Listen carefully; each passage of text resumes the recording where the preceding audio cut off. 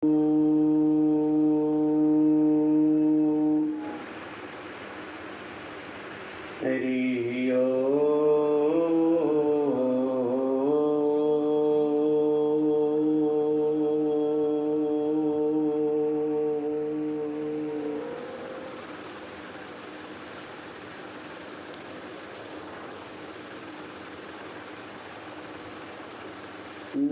इच्छा अंत को पाती कभी, नहीं इच्छा अंत को पाती कभी, इत्रिहा जल में जल रहा संसार। जल में, अग्नि में जले तो अलग बात है, अग्नि का स्वभाव है जलाना। अगर कोई जल में जल रहा है तो जरा सोचो क्या हालत होगी। नहीं इच्छा अंत को पाती, इच्छा का कोई अंत नहीं, ये अनंत है। नहीं इच्छा अंत को पाती कभी, स्पृहा जल में जल रहा संसार है।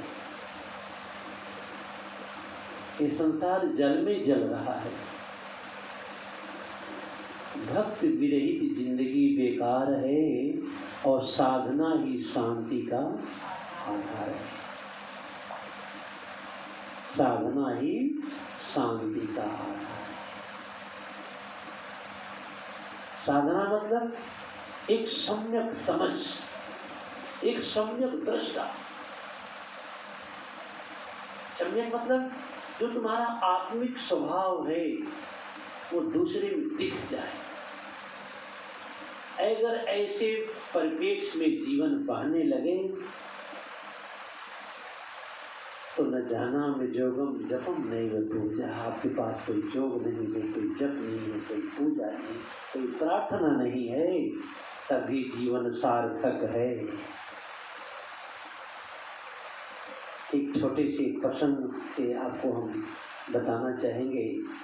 एक बहुत गरीब व्यक्ति था, उसके घर के बगल में एक छोटी सी बावली थी और उस बावली में एक असामयिक कमल का फूल खिल गया। कमल का फूल असामयिक मतलब समय नहीं था कमल का फूल खिलने का।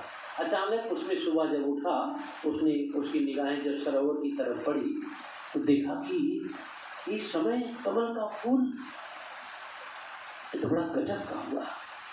और गया उस सरोवर में उतरा और उस कमल के फूल को तोड़ा और बाजार में बेचने ले जा रहा है कि असामयिक फूल है, इसकी बड़ी मांग होगी।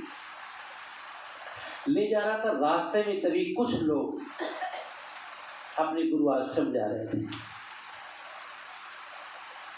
कुछ लोग अच्छे अच्छे लोग उस कमल के फूल को देखे तो लोग मांग दिए कि आप इसको कहाँ ले जा रहे हैं? बोले बेचने ले जा रहा हूँ। वो तो बोले कुछ पैसा लेकर हमको दे दो। तो बड़ी मांग होने लगी, जो जाए वही रुक जाए। बाजार पहुंचा ही नहीं और पैसा बढ़ना शुरू हो गया। इतना पैसा ले लो दो, इतना पैसा ले लो दे दो, इतना पैसा ले लो दे दो।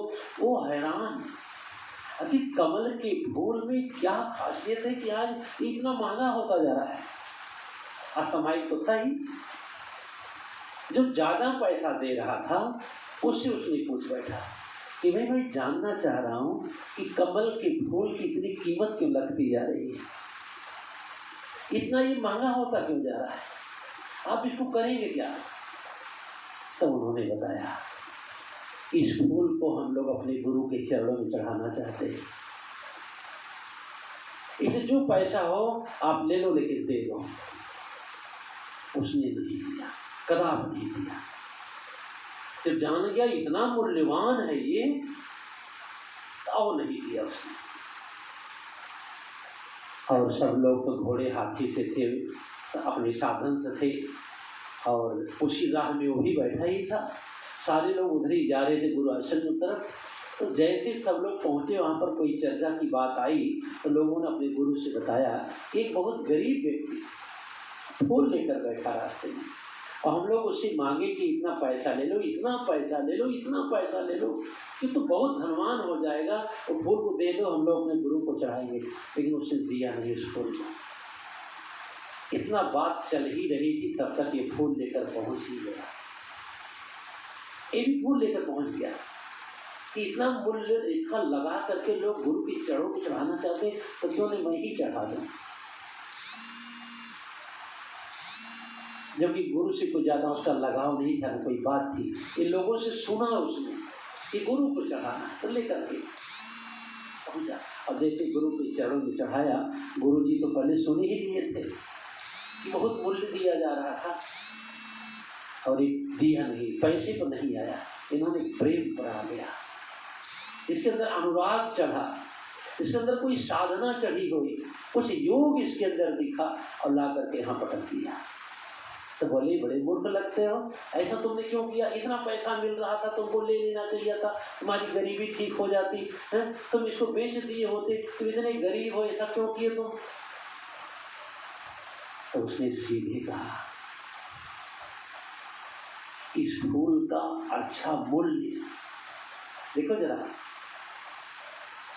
इस फूल का अच्छा मूल्य जहां मिलना था वहां ला करके चढ़ा दिया। आप देखो बात तो थोड़ी है ना।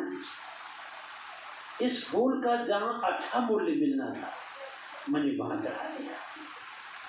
बस इतना मेरा दिमाग काम किया कि जब इतना मूल्यवान फूल है